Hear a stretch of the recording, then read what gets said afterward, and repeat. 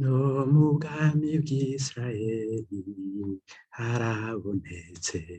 abahanuzi b'ibinyoma, nk'uko no muri mwebwe hazoza abigisha ibitari byo, hazoza abigisha ibitari byo, bazozana mu ngisho inyigisho z'imbari zitera gutakara no guhakana umukama,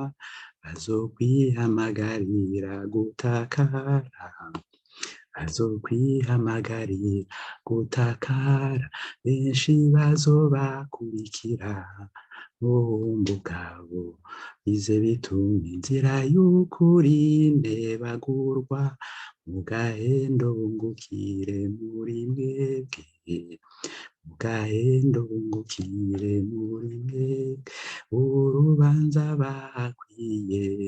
rurabahanamiye, kandi kuva kera ugutakara kwabo